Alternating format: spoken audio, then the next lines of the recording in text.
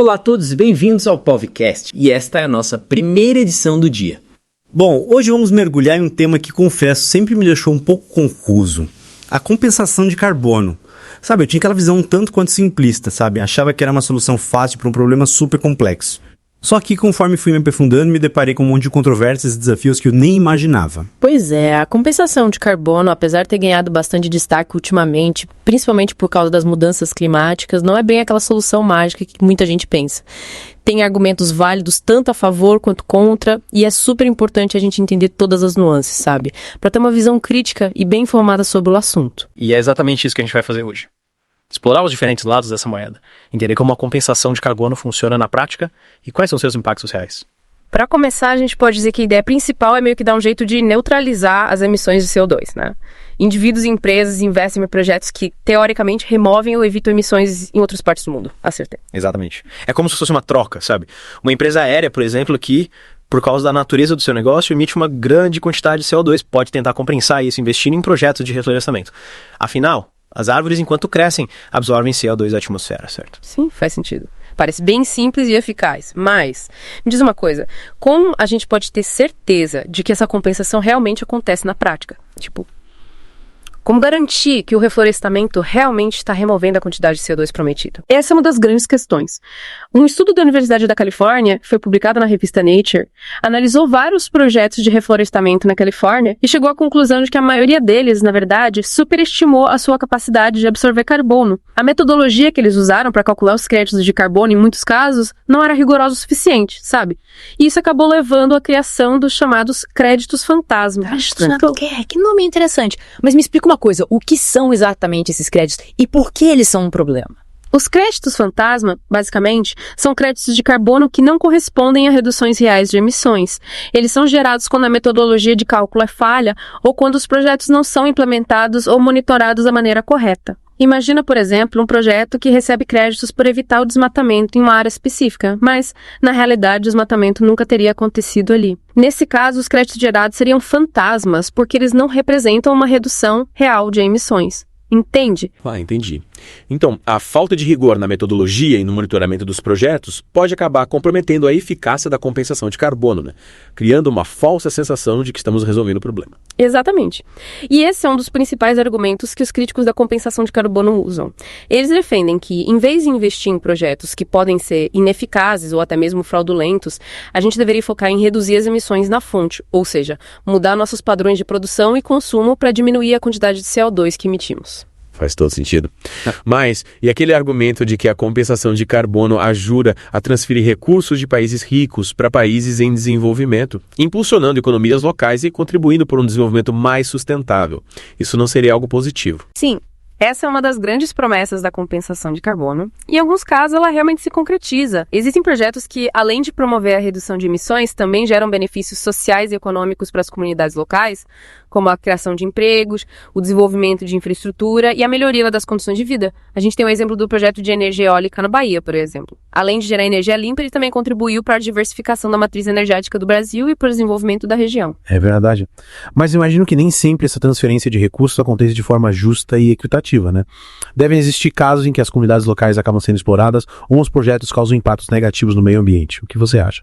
Sim, infelizmente, existem casos em que a compensação de carbono acaba reforçando desigualdades e causando problemas sérios, tanto sociais quanto ambientais. Um exemplo que a gente pode citar é o caso do plantio de monoculturas de eucalipto para a produção de celulose aqui no Brasil. Eucalipto. Mas o eucalipto não é uma árvore que absorve CO2. Qual é o problema com o plantio dessa espécie? O problema é que o eucalipto, apesar de crescer rápido e absorver CO2, é uma espécie exótica. E quando você planta ele em larga escala, pode causar vários impactos negativos no meio ambiente, como a redução da biodiversidade, a degradação do solo e até a escassez de água. E tem outro problema. O plantio de eucalipto para fins comerciais, muitas vezes, está ligado à grilagem de terras e ao desmatamento de áreas de floresta nativa, o que causa um impacto social e ambiental ainda maior. Nossa, é verdade. Então, o que era para ser uma solução para a crise climática acaba se tornando parte do problema, gerando mais desmatamento, perda de biodiversidade e conflitos por terra. É realmente preocupante. E esse é um dos grandes desafios da compensação de carbono, sabe? Garantir que os projetos sejam implementados de forma responsável, transparente e com a participação das comunidades locais. Só assim a gente pode evitar impactos negativos e promover um desenvolvimento realmente sustentável. E por falar em responsabilidade e transparência, tem uma coisa que me preocupa bastante, que é o risco de greenwashing. Você já ouviu falar disso? Sim, já ouvi falar. Mas, para ser sincero, não sei se eu entendi totalmente o conceito. Você podia explicar melhor o que é greenwashing e por que ele é tão problemático no contexto da compensação de carbono? Claro. Greenwashing, em termos simples, é quando empresas ou governos tentam passar uma imagem de que são mais sustentáveis do que realmente são, usando a compensação de carbono como uma forma de, digamos, maquiar as suas práticas. Eles investem em projetos de compensação para poderem dizer que estão neutralizando suas emissões, mas na verdade continuam poluindo e não mudam nada nos seus processos produtivos. Entendi. Então, em vez de incentivar a redução das emissões na fonte, a compensação de carbono pode acabar sendo usada como uma forma de empresas e governos se esquivarem de suas responsabilidades, mantendo o status quo e, no fundo, perpetuando o modelo de produção e consumo que nos levou à crise climática que a gente vive hoje. Exatamente. E o pior é que essa prática pode acabar tendo um efeito cascata, sabe? Desestimulando investimentos em energias renováveis e tecnologias limpas, que são essenciais para a gente conseguir uma mudança real e duradoura. Afinal, para que investir em soluções mais caras e complexas, a gente pode simplesmente compensar nossas emissões com projetos em outros países, né? É como se a gente estivesse varrendo a sujeira para debaixo do tapete, em vez de limpar a casa de verdade.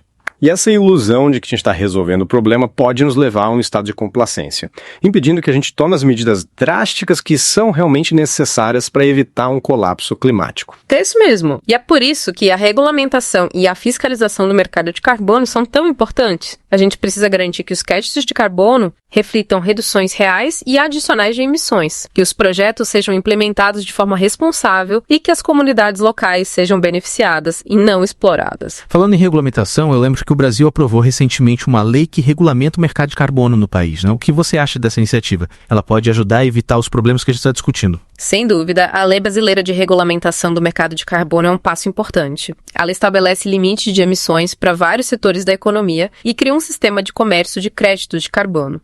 As empresas que conseguem reduzir suas emissões abaixo do limite podem vender seus créditos para empresas que não conseguirem cumprir as suas metas. A ideia é incentivar a redução das emissões na fonte e criar um mercado que financie projetos de mitigação das mudanças climáticas. Parece promissor, mas como em qualquer sistema novo, devem ter desafios a serem superados. Na sua opinião, o que precisa ser feito para garantir que a lei seja implementada de forma eficaz e que o mercado de carbono brasileiro seja realmente transparente e confiável? Um dos pontos mais importantes é a gente definir critérios rigorosos para a certificação dos créditos de carbono, garantindo que eles representem reduções reais, mensuráveis, verificáveis e adicionais de emissões. Outro ponto fundamental é a criação de mecanismos de monitoramento e fiscalização que funcionem de verdade, sabe? Para garantir a integridade do sistema e evitar fraudes e greenwashing. E, claro, a participação da sociedade civil nesse processo é essencial para que os interesses das comunidades locais sejam protegidos e os projetos de mitigação tragam benefícios sociais e ambientais reais. E como você avalia o papel do Brasil no cenário global de combate às mudanças climáticas? O Brasil tem potencial para se tornar um líder nesse mercado de carbono? O Brasil tem um potencial enorme, com certeza. A gente tem uma matriz energética relativamente limpa, graças à grande participação das fontes renováveis, como a hidrelétrica e biomassa. E, além disso, a gente tem a maior floresta tropical do mundo, a Amazônia, que é fundamental para a regulação do clima global. Se a gente conseguir proteger a floresta e promover um desenvolvimento sustentável, o Brasil pode se tornar um dos principais players do mercado de carbono, gerando créditos de alta qualidade e atraindo investimentos para projetos de mitigação das mudanças climáticas. É verdade, mas para isso acontecer, a gente precisa superar uma série de desafios, como a alta taxa de desmatamento na Amazônia, a falta de investimento em tecnologias limpas e a resistência de alguns setores da economia em relação à transição para um modelo de produção mais sustentável. Sim, é verdade. Mas eu acredito que, com vontade política e com a participação de todos os setores da sociedade, o Brasil pode, sim, trilhar um caminho de desenvolvimento sustentável e se tornar um exemplo para o mundo. O mercado de carbono pode ser um instrumento importante nesse processo, mas a gente precisa usá-lo com responsabilidade, transparência e justiça social para que ele realmente contribua para a construção de um futuro mais sustentável para todo mundo. É realmente inspirador quando a gente para para pensar no potencial que o Brasil tem, né, de liderar essa transformação global rumo à sustentabilidade. Mas, voltando um pouco para a compensação de carbono, eu lembro de ter lido sobre um sistema de regulamentação bem diferente do brasileiro lá nos Estados Unidos. Você podia falar um pouco sobre como funciona esse sistema americano? Quais as principais diferenças em relação ao modelo brasileiro? Claro. O sistema americano, que eles chamam de Cap and Trade, é um dos mais antigos e conhecidos sistemas de comércio de emissões do mundo. A ideia principal é definir um limite, um teto, para emissão de gases de efeito estufa em alguns setores da economia, como o setor energético e o industrial. As empresas que emitem abaixo desse limite recebem permissões de emissão que podem ser negociadas no mercado. E as empresas que ultrapassam o limite precisam comprar permissões para compensar o excesso de emissões. Interessante. Parece um sistema bem complexo, né? Com mecanismos de mercado sofisticados. Mas e aí tem sido eficaz na redução das emissões nos Estados Unidos? Olha, os resultados têm sido um pouco mistos. O sistema Cap and Trade americano, que foi implementado na Califórnia, tem mostrado alguns resultados positivos, com redução de emissões em alguns setores. Mas também tem gente que critica o sistema, por ser muito complexo e por gerar custos adicionais para as empresas. E, comparando com o sistema brasileiro, quais são as principais diferenças? Uma diferença importante é a abrangência. Enquanto o sistema americano foca em setores específicos da economia, o sistema brasileiro é mais amplo e abrange uma gama maior de setores. Outra diferença importante é como os créditos de carbono são gerados. No sistema americano, os créditos são gerados a partir da redução de emissões em relação a um limite que já foi definido anteriormente. Já no sistema brasileiro, os créditos podem ser gerados a partir de projetos que removem ou evitam emissões, como, por exemplo, o reflorestamento e a geração de energia renovável. Entendi. Parece que cada sistema tem seus prós e contras, né? E o ideal é que cada país encontre o modelo que melhor se adapta à sua realidade. Mas, no final das contas, o que realmente importa é que esses sistemas ajudem a reduzir as emissões globais de gases de efeito estufa e a combater as mudanças climáticas, né? Com certeza. E além dos sistemas de regulamentação dos governos, cada um de nós pode fazer a sua parte para diminuir a sua pegada de carbono no dia a dia. É verdade. Pequenas ações, como reduzir o consumo de energia, optar por transportes mais sustentáveis, dar preferência a produtos de empresas que se preocupam com o meio ambiente e reduzir o consumo de carne, podem fazer uma grande diferença quando a gente multiplica isso por milhões de pessoas. Exatamente. A mudança individual é fundamental para a gente construir um futuro mais sustentável. E, lembrando aos nossos ouvintes, o podcast vai ao ar 2 vezes por dia, de segunda a sexta, às 9 da manhã e às 6 da tarde. E, aos sábados, ao meio-dia. Até a próxima.